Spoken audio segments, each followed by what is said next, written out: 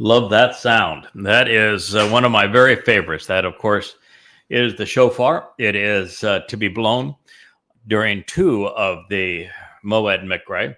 Moed means the restoring witnesses to the eternal meetings, and Mikra is the plural of Mikra, and it speaks of being invited to be called out and to meet with God.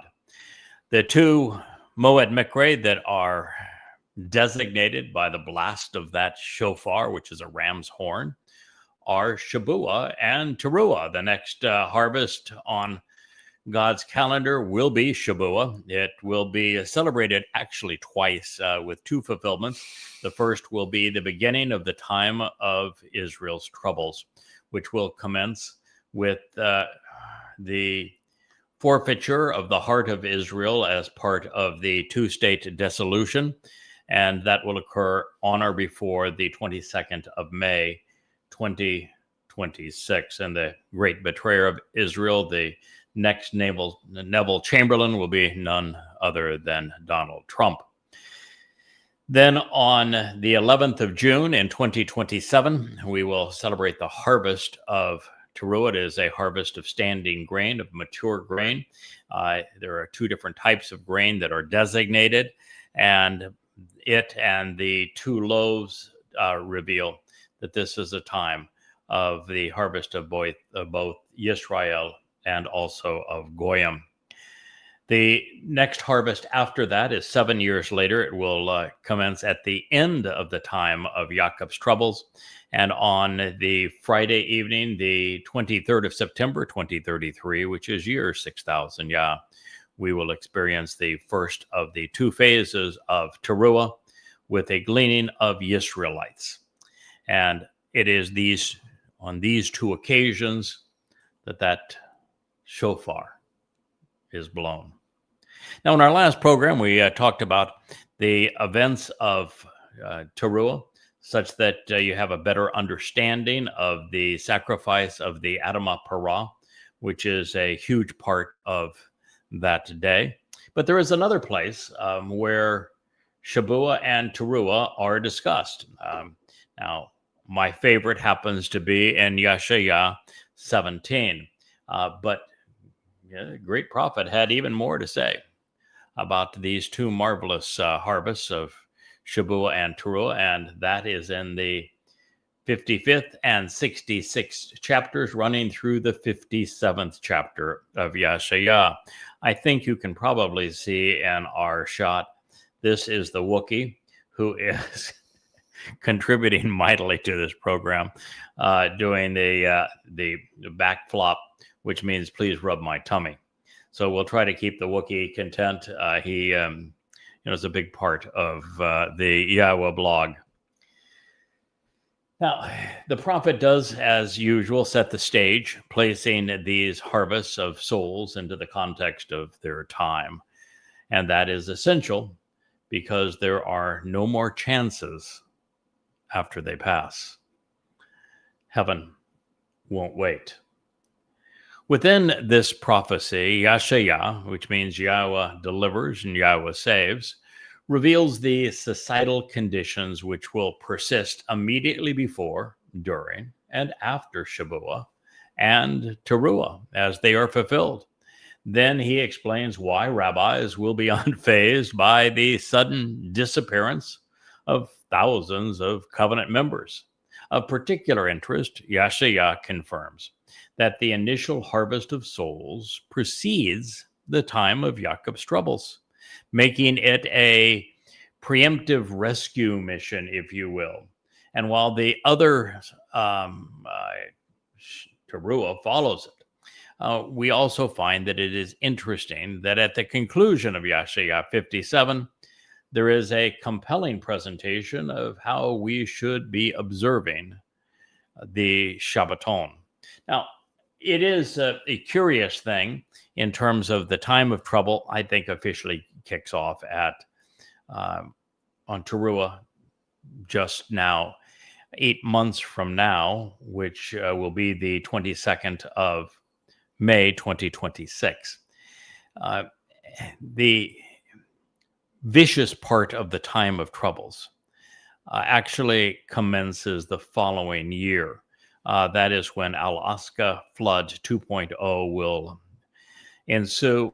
And so it is I believe it's the timing of this particular harvest commensurate with the hideous invasion of Israel, 1,000 times worse version of Alaska flood, the all-Islamic attack that was initially perpetrated on the 7th of October in 23. So by taking the time to study this prophetic portrayal within the context in which it is presented, we come to appreciate why God is opposed to religion. And we better appreciate the consequence of these doctrines and their influence that they have on, particularly on young people, on children. The prophets' inspired commentary in Yeshaya 55, 56, and 57 provides a scathing rebuke of Judaism and all during the time of the Mikre of Shabuw'ah leading to Taruw'ah, thereby revealing Yahweh's assessment of the hereti, which is all negative. Turns out his every word is germane to the purpose of the Shabat, of the promises of sevens, of trumpets, and of shofars. They all convey an aspect of Yahweh's reconciling message with his people at this time to counteract the hideous and pervasive influence of religion. So by way of introduction, in Yeshaya, Isaiah 55, Yahweh declares that unlike the costs associated with Judaism, his redemption is free. This is an announcement, he says, and a warning to everyone who thirsts. Choose to walk towards the water. Then let the one who wants to enjoy the benefits of the relationship do so without cost. You have been given the opportunity to go about acquiring food which is nourishing. So come hither to obtain wine without any money and milk without remuneration or compensation. Yeshaya, Yahweh frees, Isaiah 55:1. I like a number of the elements that are woven into this statement. First of all, it begins with an oi. And an oi is usually something that, well, you better pay attention to because what follows is a warning to you. And in this particular case, Yahweh is contrasting what he is offering, which is freely given, both in the fulfillment of Pesach, Matzah, and Bikurim, as well as Shabuw'ah and Taruw'ah, to rabbis being the most money-grubbing of all religious clerics. And so he says to those who thirst, choose to walk towards the water, the mayim, of your own volition, approach the source of cleansing and life. That is the beauty of mayim's waters. It is the source of life, and it is the ultimate solvent to cleanse. Then let the one who wants to enjoy the benefits of the relationship from Asher do so freely. You have been given this opportunity to go about. It is to walk, acquiring food which is nourishing. You know, this whole kosher thing that the rabbis have set up with 1,001 rules to eat kosher, have a kosher kitchen, and to have, kosher supervision of everything is just nothing but a money-grubbing scheme. God does not have a kosher meal plan. God mentioned the things that he said were healthy for you to eat and the things that were not healthy for you to eat, and he left it at that. Until in Devarim, he inspired Moshe to say that you can eat whatever you want so long as you do so thoughtfully. And the message here is that for most of human history, the things that were on God's, you shouldn't be eating that list, were toxic. They carried all manner of disease. You know, everybody is familiar with the fact that swine have salmonella and other kinds of diseases, and prior to modern forms of raising pigs, as well as refrigeration and butchering, preparation, and that sort of thing, distribution. That was deadly. Same thing was true with shellfish. They were not safe to eat. Well, that has changed to a large degree. And now God just says, eat whatever you want, just do so thoughtfully. The last thing he wants is for his people or anyone to make a religion out of food. So you've been given the opportunity to acquire food, which is nourishing. So come hither, come, obtain wine without money. This wine is, God is saying, you don't need to enter into a financial transaction with me.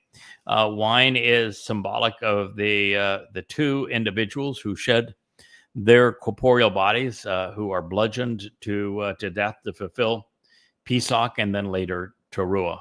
And they're being offered freely. And then milk is the beverage of choice for those who are still infants and growing, and particularly on Taruw'ah, those who are the beneficiaries of the sacrifice of the Yada Yahowah are going to need some milk because they'll be spiritual babies.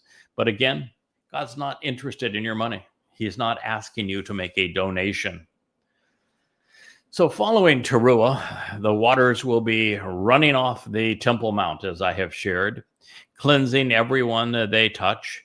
The seeds of the feast have taken root and grown, providing a nourishing meal. And the wine is symbolic of the Adamah, the bloody red man who is on the ground. The milk comes from the pregnant heifers after they have given birth to their first calf. Now, this is God's plea to his people. He wants them to stop enriching rabbis. They have been paying them to rob their souls for a very long time. And while Yahweh continues to offer all of the benefits of the Mikre, these invitations to be called out and meet, and the Bereth, the covenant, without monetary compensation, Yahweh's words are only nourishing, satisfying, and pay dividends when they're freely accepted. Now, water, as I've shared, is the symbol of the Spirit who makes all of this possible, and of life and of cleansing. Wine and bread, milk represent Pesach, matzah, and the Bakorim, providing the means to prolong life, being perfected, and our adoption as God's children. They all provide us with this benefit, particularly the benefits of the covenant, without remuneration. So nothing costs less, nothing is more valuable. So why do you spend, God asks, continually paying out money for that which is not actually bread, such that your labor is not satisfying and produces nothing of lasting value?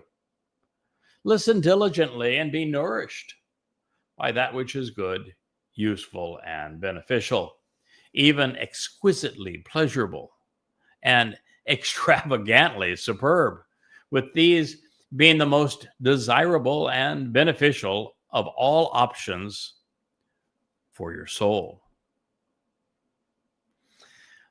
God's being really direct, but using very vivid imagery that anyone over the last 3,400 years should be able to understand. The religious have made money hoodwinking, fooling, controlling people. That is what they do. And so God is saying, just stop it. Stop spending. Stop paying out your money. God's not looking for money. He wants your company. He wants your companionship. He wants to earn your trust. He wants your ear. He wants your eyes. He does not want your wallet.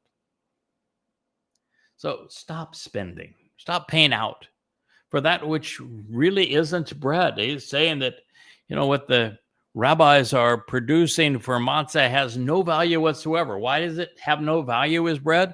Well, it's because the rabbis have turned Passover into the 7-day holiday and have completely ignored the purpose of matzah.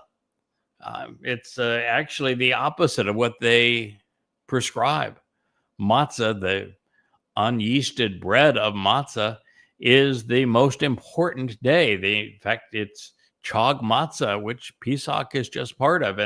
And to celebrate Passover without matzah is counterproductive. It means that you'd become immortal, but eternally separated from God. So you don't want the rabbinic bread. You don't want your labor to be unsatisfying. The rabbis have found 10,000 ways to do nothing on the Shabbat, such that it's the most laborious and difficult day of the week.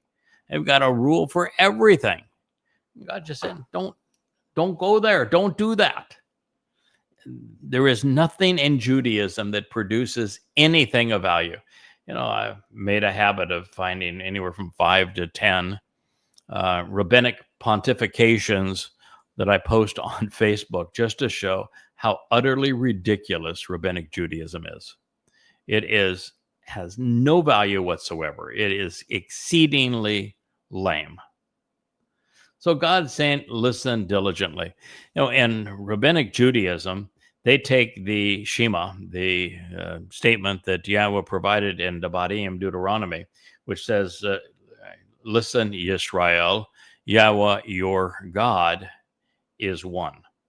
And rather than listen, Yisrael, Yahweh, your God, is one, in Judaism, they've turned that into shouting the Shema and making it a prayer. So rather than listening, they're yabbering. It's the exact opposite. And rather than recognizing that Yahweh is the God of Yisrael and that he is one, they change Yahweh, erasing his name and replacing it with Satan's title, the Lord. As I say, Israel is toxic Judaism is toxic to Israel. So listen diligently to me. In other words, not to those rabbis that are robbing you, and be nourished by that which is actually good, useful, and beneficial. This is what God wants you to do. He even says it's exquisitely pleasurable and extravagantly superb. I've had a number of conversations with Rich and with Leah over the last few months where it became obvious to us early on that the Shabbat is a verb and it's actionable, and that Yahweh does his best work on the Shabbat. For example, the most important day in our past is Dowd's fulfillment of Chag Matzah, and he fulfilled Matzah where our guilt is laden on Dowd's soul, and then Dowd is taken into Sheol where he deposited it, never to be seen again. That occurred on a Shabbat in the 15th day of Abib in 33 CE. The upcoming harvest of Shabuw'ah, first the Shabuw'ah that begins the time of Jacob's troubles, it commences on a Shabbat. The harvest of Shabuw'ah the following year on June 11th is also a Shabbat. Both the Taruw'ah gleaning and the sacrifice of the red heifer, where Yahweh ignites the fire, releases the waters, and Eliah serves as the master of ceremonies, it's on a Shabbat. We return to the garden and celebrate the 1,000 years of Sukkah, beginning on a, you got it, Shabbat. So clearly, if God is doing his best work on behalf of the relationship on the Shabbat, and we follow his example and we work to maximize the benefits of the relationship on a Shabbat, what we're doing is consistent with God's intent. So we talk about this a lot because God's cadence of taking a day off each week is really necessary. And I haven't done it now in probably the past 6 or 7 years. Once it became obvious as to how many times Yahweh had designated the mission that we were collaborating on, giving it one of maybe as upwards of 50 different titles. The responsibility became so significant, almost overwhelming, that I didn't want to disappoint God. And I just started doing this 7 days a week. And I've kept that pace, 12 to 14 hours a day, 7 days a week, now for many years. And well, I'm very comfortable delivering this message and doing the study in Yahweh's Torah and prophets to provide it on the Shabbat.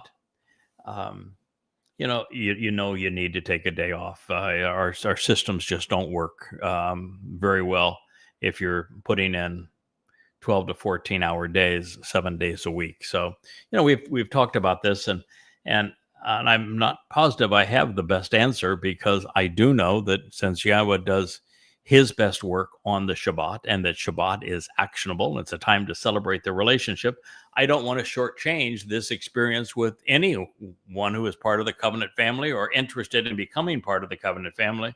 And yet I also want to set a good example.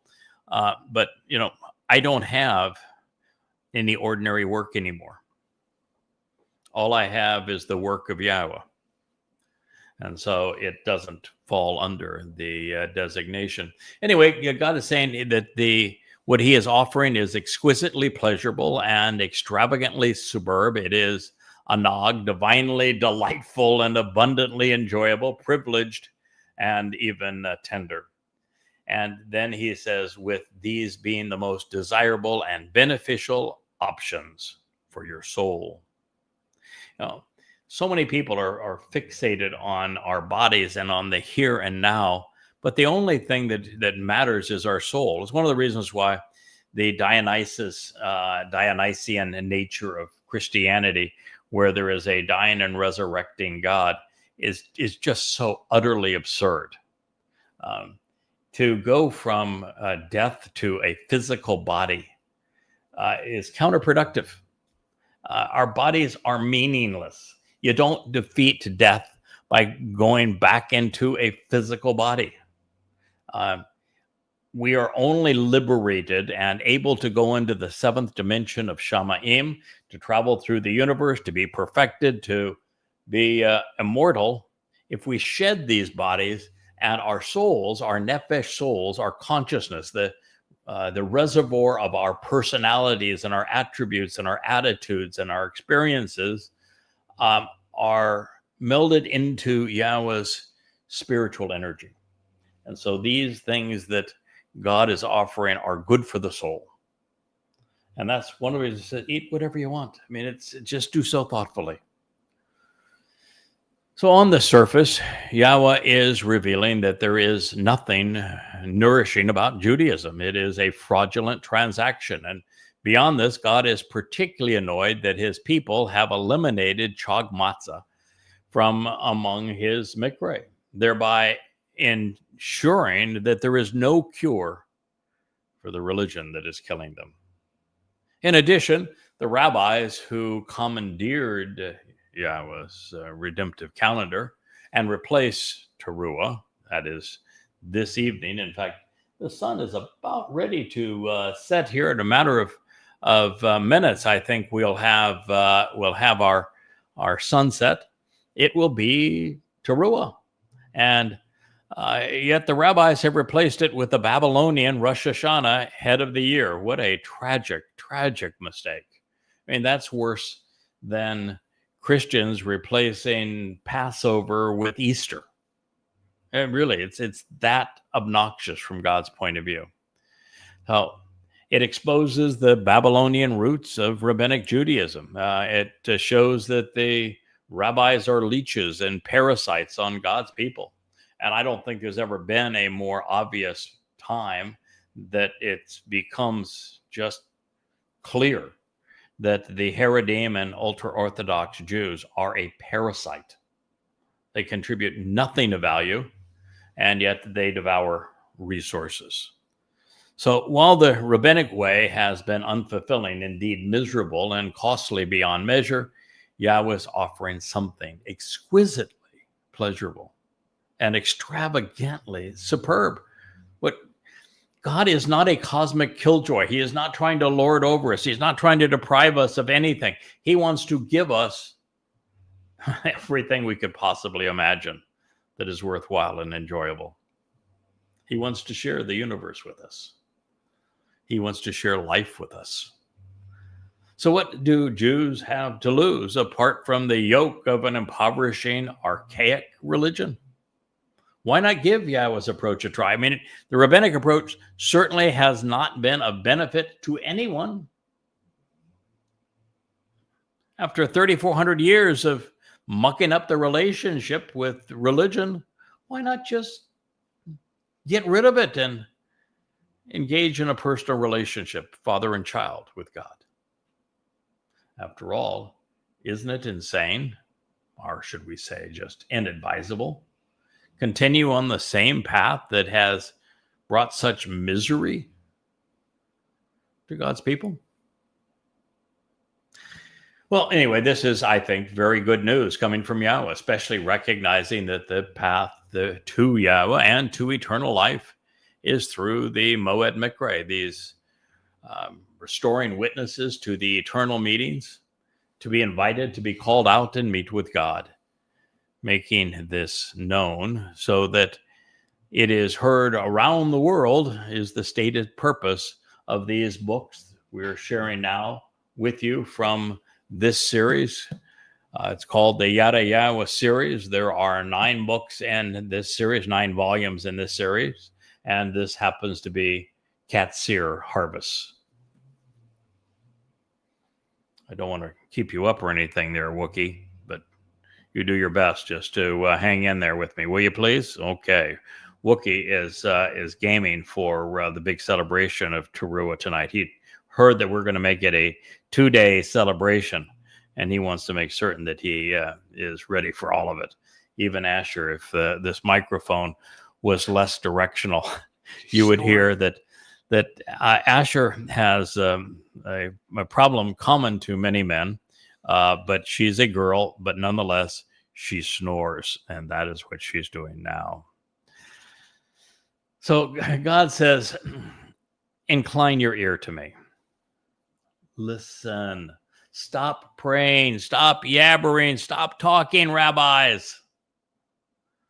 God never once asked anyone to pray to him, but he often asks us to listen to him, and that's what he's saying here. Incline your ear so that you can walk to me. Choose to actually listen. Shama. This is from 1QISA. So that your soul may continue to exist. If you listen to God, your soul can be eternal. If you listen to the rabbis, the only chance for your soul being eternal is if it's incarcerated in Sheol. And that does not sound advisable. God says, then I will cut you into Qarat. I will establish for you the everlasting Olam, the eternal, never-ending, always existing, one and only covenant, a family relationship, which was affirmed and verified with unrelenting love and unfailing devotion. By Dowd. By Dowd. Do you process that? By Dowd. Isaiah 55:3. Not by Jesus, not by Hashem, not by Adonai, not by a rabbi, not by an unknown Messiah, not by Allah, not by G-D even. By Dowd. Deleth wa deleth means beloved. I can assure you that Yashai Isaiah knew how to spell and pronounce his name, Dowd.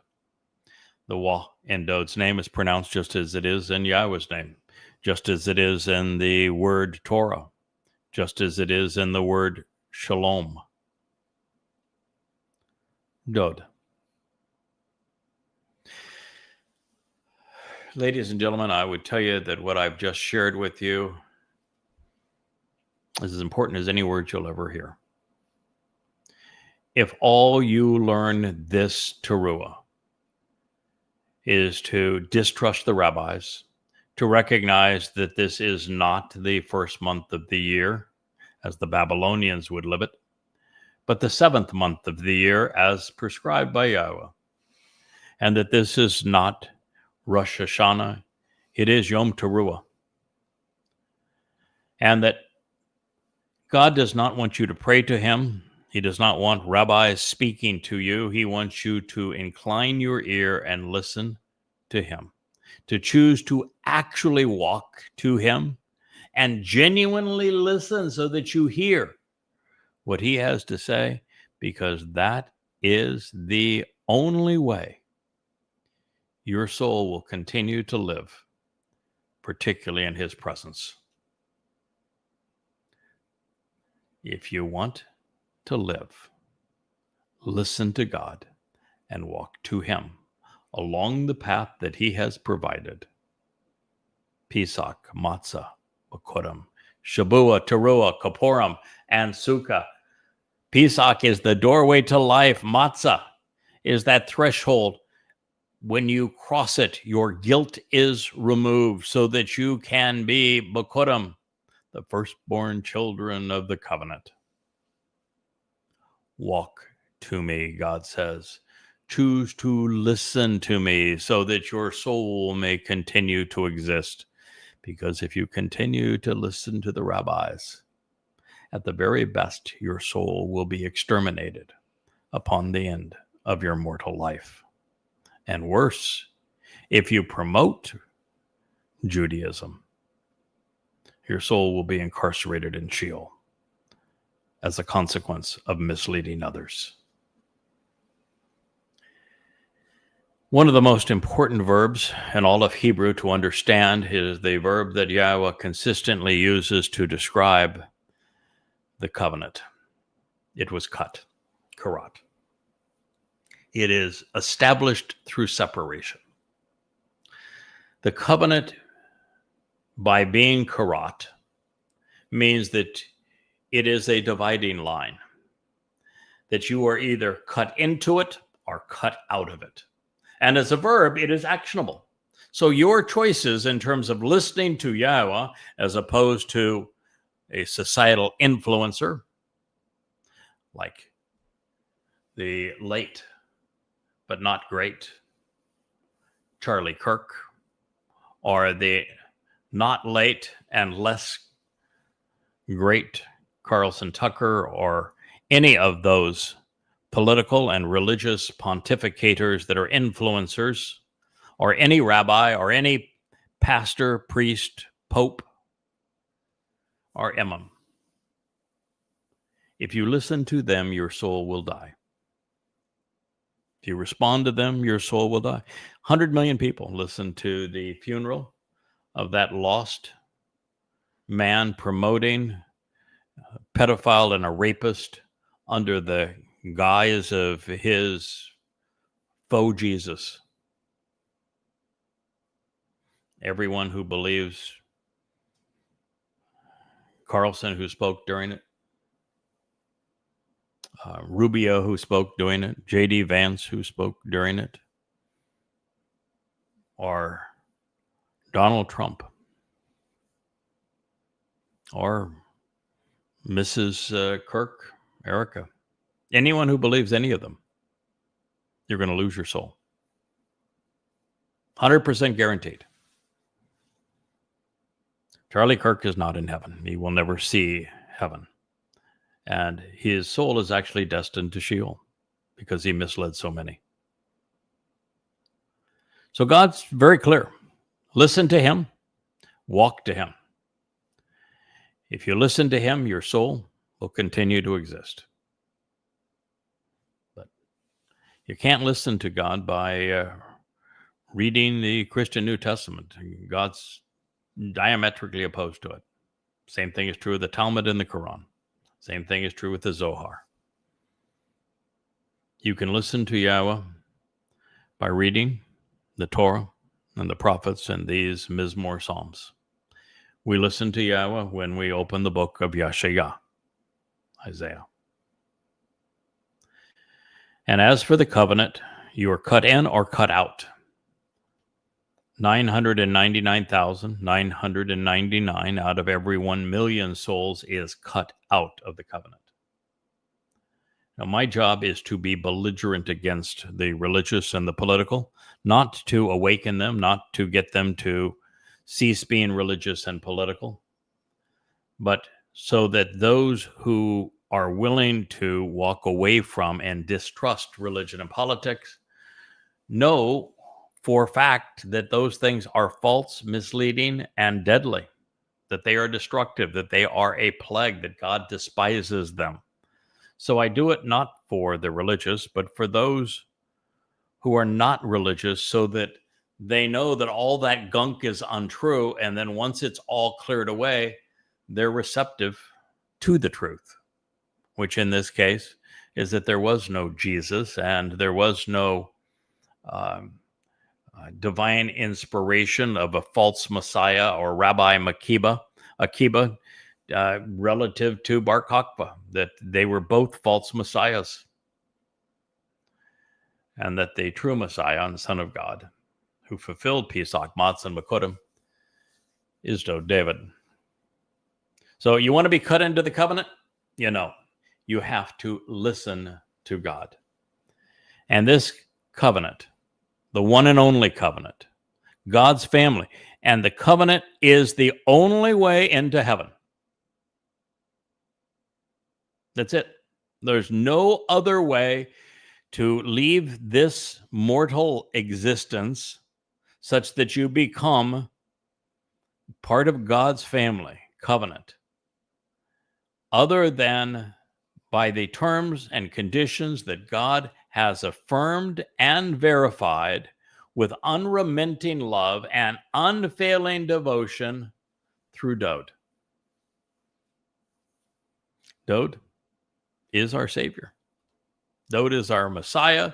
He is the Son of God. He is our King. He is the chosen one. He is the exemplar of the covenant. He is the one who enabled the covenant's promises.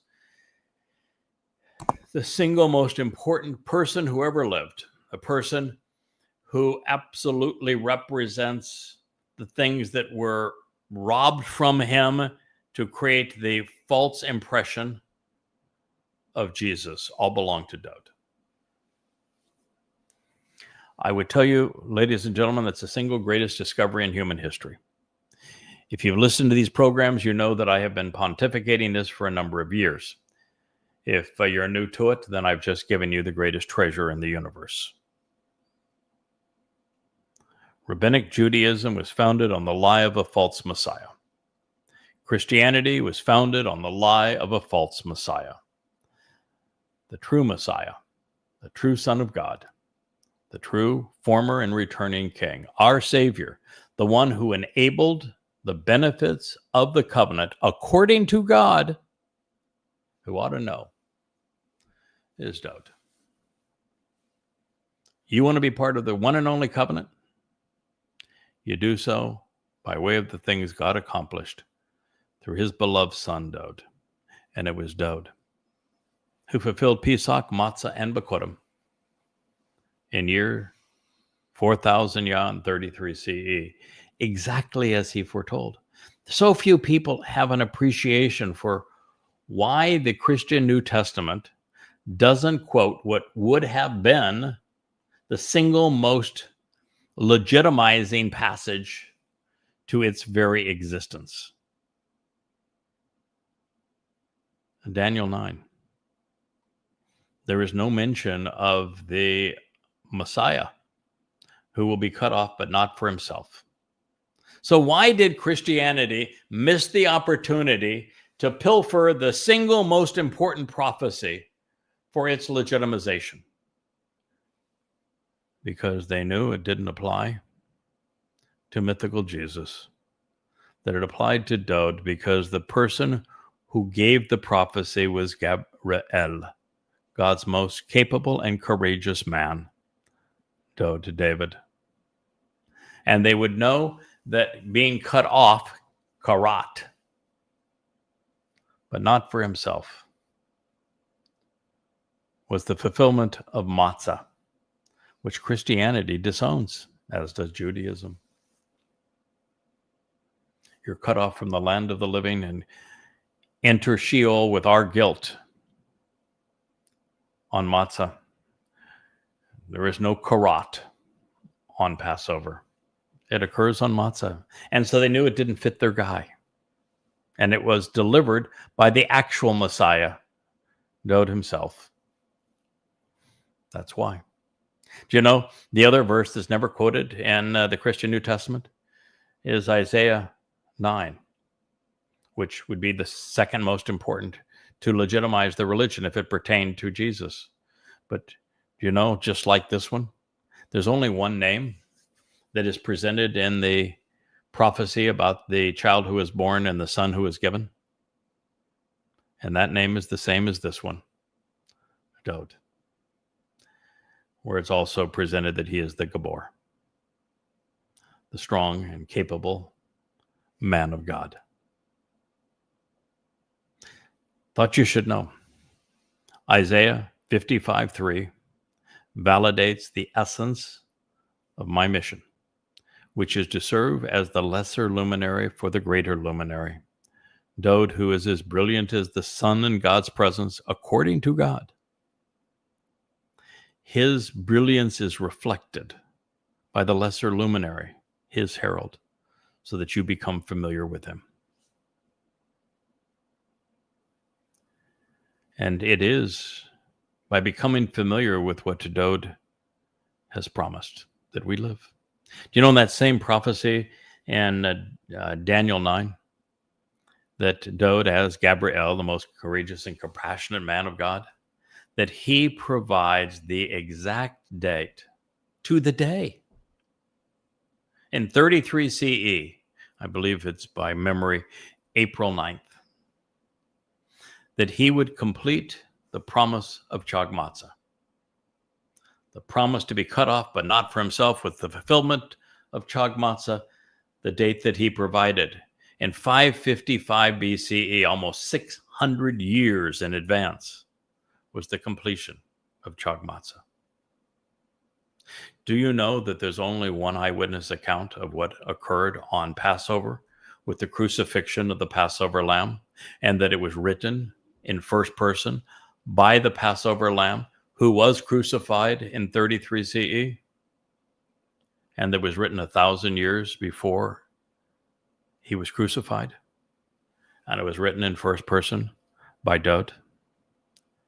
It is so obvious that Dowd is the son who was given, that he is the Passover lamb, that in his second of 3 lives he fulfilled Pesach, Matzah, and Bakurim, and that he, in that second of 3 lives, completed fulfilling Chag Matzah in 33 CE, which became year 4000 Yah, which means that year 6000 Yah is 2033, and that Taruw'ah, the final Taruw'ah, will be fulfilled in 2033, and the Dowd will return with Yahweh as brilliant as the sun on Yom Kippurim 2033, which means sundown, 6:22 p.m., the 2nd of October of that year.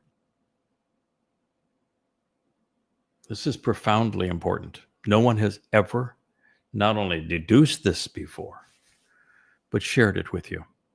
The entire picture from beginning to end, everything that is important to know about God. Correcting the mistakes, I can't even say mistakes. Correcting the fraud of Judaism, the fraud of Christianity, the fraud of Islam. Having written 13 books that negate all of the false claims of the Talmud, the New Testament, and the Quran. Also that you would read the other 30 books, or 25 books, I should say, and come to know the truth about Yahweh and his beloved son Dowd and what they have achieved on your behalf. I want to read that line again because I just think it's one of the greatest ever written. Incline your ear and walk to me. Choose to actually listen so that your soul may continue to exist. There's only one way to walk to God. Pesach, Matzah, Bikurim. Shabuw'ah, Taruw'ah, Kippurim, Sukkah. 7 steps along that way. That's why there are 7 candles in that menorah that is spinning over my shoulder. Even this one that is on the shelf behind me, right here, there. It's so funny when you're working on a camera and you're seeing yourself in a monitor. Everything is reversed, kind of like looking into a mirror. But that menorah that is over my shoulder here, and the one that is spinning over this shoulder, and in both cases, they have 7 candles. There are 7 steps to walk to God. The first provides life eternal. The second, perfection of our souls where our guilt is removed. And the third, our inclusion into the very family of God as his children, where we were enriched and empowered. Incline your ear and walk to Yahweh. Choose to actually listen so that your soul may continue to exist. Then God says, I will cut you into the everlasting covenant, this family relationship, which was affirmed and verified with unremitting love and unfailing devotion by Dowd. Can you imagine the love and the devotion required? To volunteer, to allow the Romans to rip the flesh off your body, and then to nail you to an upright pillar in the most excruciating death that has ever been devised.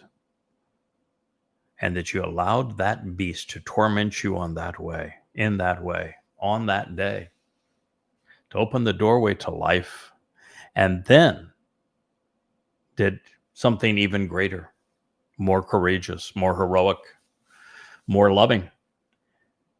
You allowed your soul to be slathered with the guilt of us all and carried into Sheol, to deposit it there in what is equivalent to a black hole, never to be seen again, making us not guilty in God's presence. Dowd volunteered to do these things. Unfortunately, his people spit in his face, and they denied all of it, precluding salvation for themselves. Tragic, sad, disappointing, inexcusable. And then the most popular religion in the world robbed Dowd of all of it. His titles, his achievements, and thereby robbed themselves of their souls. The greatest criminal act ever committed.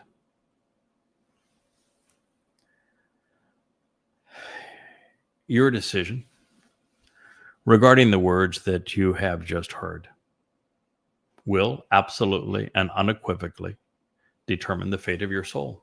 Whether it is extinguished as a flickering flame blown out by the religious, or whether it grows to become nearly as brilliant as Dowd itself. And Dowd is returning as brilliant as the sun.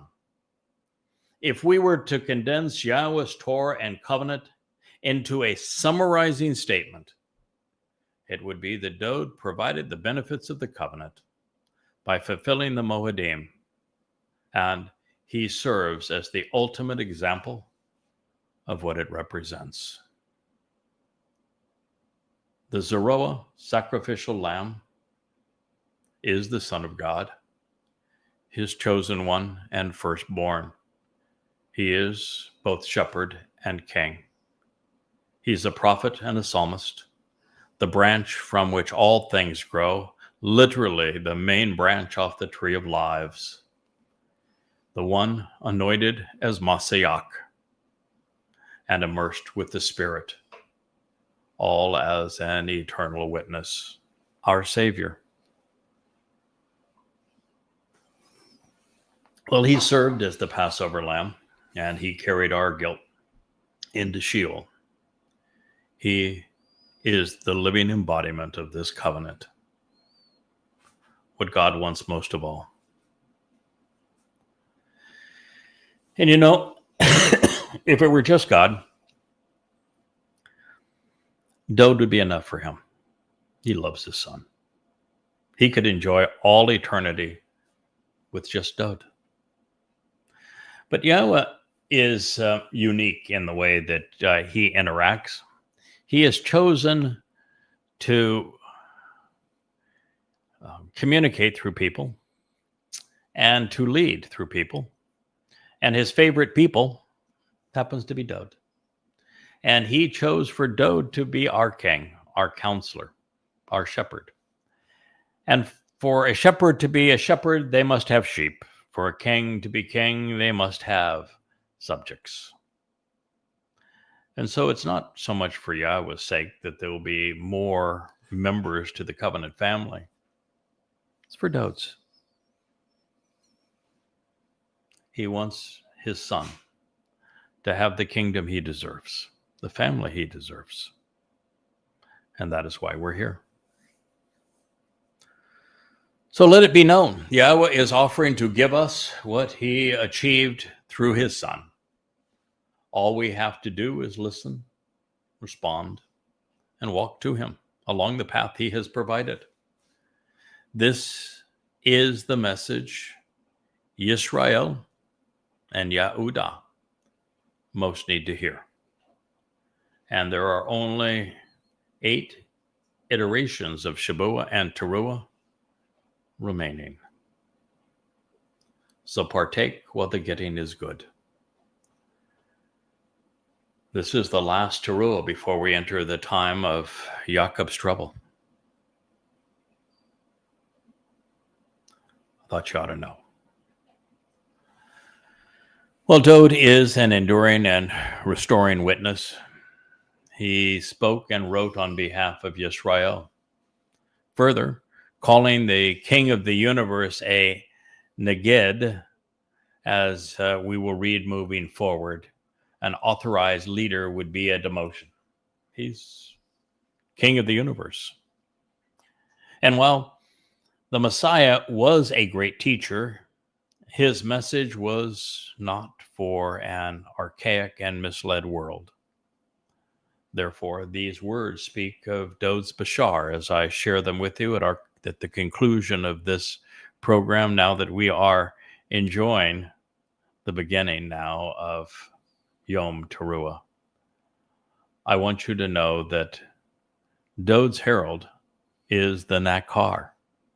He is the observant foreigner. And he has been the ultimate Torah teacher. In his presentation of the final Zeroah, or in his presentation of the great Zeroah as the final Zeroah, Yahweh has taught him through his prophets so that he could address both Goyim and Yehudim, harvesting both on Shabuw'ah and then focusing on the olives, Yehudim and Israelites on Taruw'ah. I'll share this last passage with you, and then my family is going to be celebrating Taruw'ah. We'll meet with you again tomorrow because Taruw'ah is a very, very full day. Behold, I bestowed him as a gift. That son who was given, that's Dowd. I bestowed him as a gift. And Dowd's herald is a gift to Dowd. Why? Because while the herald is responsible for acknowledging Yahweh's name and for reacquainting the world with Dowd's contribution to our lives,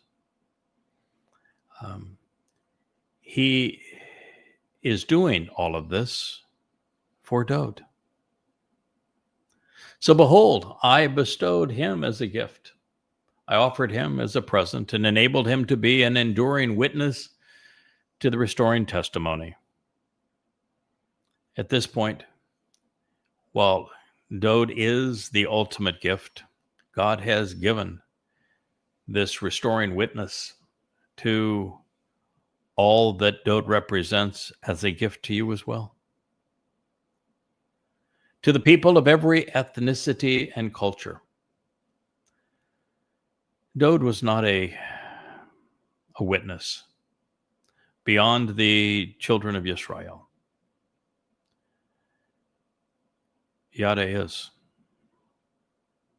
He is called to speak to Goyim and Yehudim, to people of every ethnicity and culture. He is the Nagid. He is the authorized leader, publicly promoting the truth. He is a worthy guide to that which is valuable and true, legitimate and proper. He is the one pointing to the legitimate ruler, Dowd. And it is from the God, one who accurately reports the evidence, declaring it openly and conspicuously. It can't be more conspicuous than turn on these lights, turn on the camera, activate the mic, and let's live stream to the world.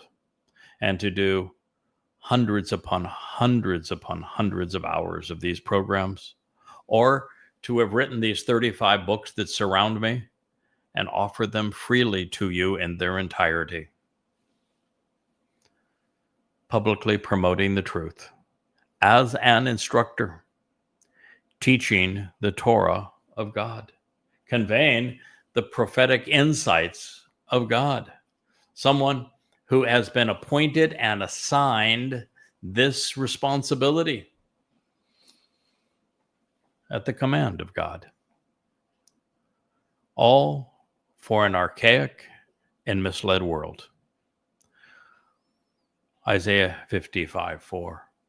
When I began on Taruw'ah in 2001, this is my 24th anniversary with Yahowah, the world that he called me to awaken was entirely Leom, archaic and misled. There wasn't a single person. 6 billion people at the time. There's now 8. There wasn't a single person who knew Yahweh's name. There wasn't a single person that knew that Dowd was the actual Messiah and Son of God who fulfilled Pesach, Matzah, and Bikurim. There wasn't a single person who knew any of the 5 conditions of the covenant, much less the 5 benefits. There wasn't a single person who knew the intent of any of the 7 invitations to meet with God. There was no one who knew his timeline, when he fulfilled these events and when he would return to honor the last of them. No one knew anything about any of these things.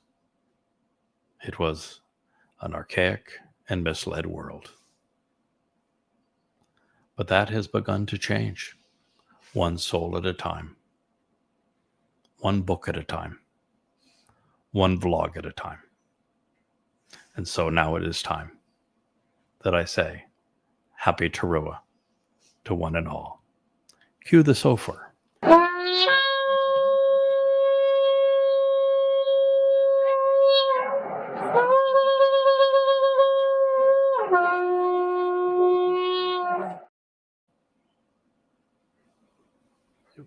Love the sound.